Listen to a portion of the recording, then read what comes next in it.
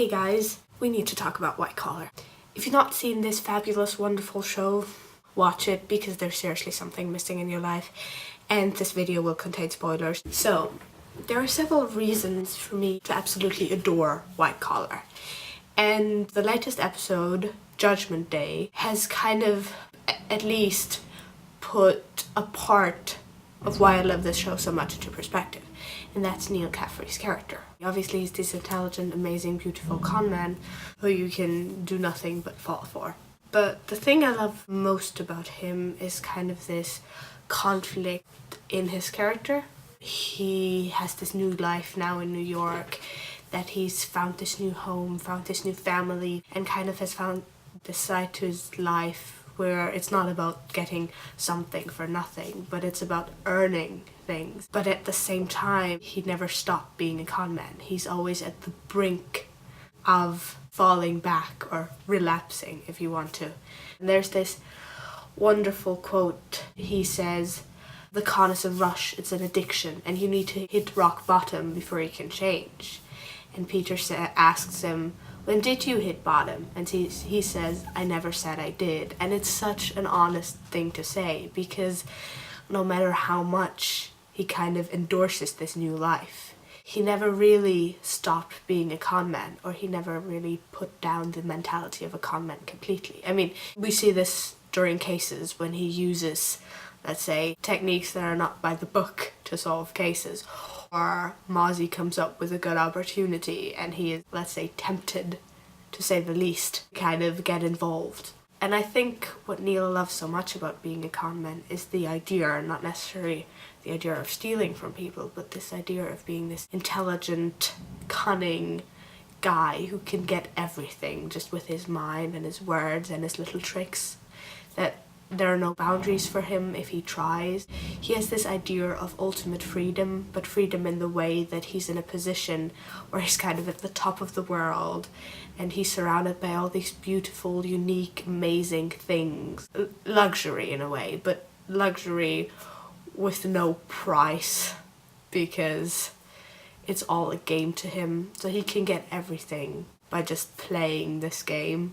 There's this conversation he's with Sarah, and he says, "These past few days, they remind me of the Palazzo Sasso. They've been perfect." And the Palazzo Sasso was this luxurious hotel in New York that he lived in before Peter caught it. And he says, "It wasn't just a hotel, it was a time in my life when I had everything I was looking for: freedom, excitement, comfort, and the right people to share it with."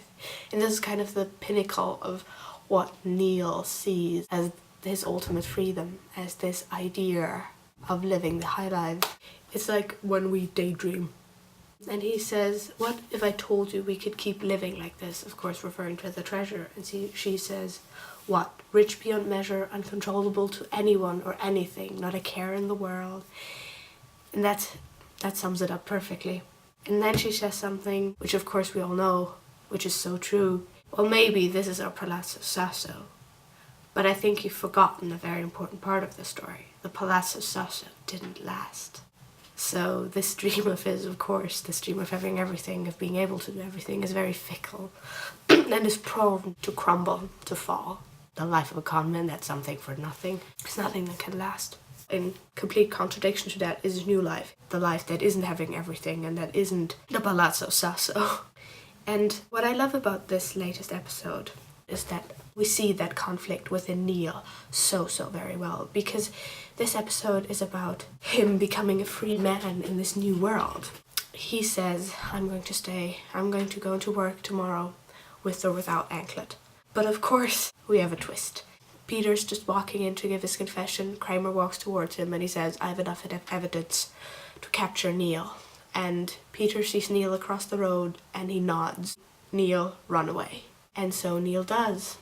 And this is the most heart-wrenching and best scene in this episode, where he's in the airplane flying towards this treasure and he's looking out the window and you see tears in his eyes and you know it's breaking his heart to leave this good, stable life behind. And then he turns his head and the light falls through the window onto his face and there's this smile flickering across his lips, because no matter how much he wants this good and stable life. There's still the con man in him, and he knows how it feels. He feels the rush and the addiction that is the con, because Neal Caffrey has not hit rock bottom. And that is him in a nutshell to me. This duality between wanting the good thing and being prone to the fickle lifestyle that is being a con man.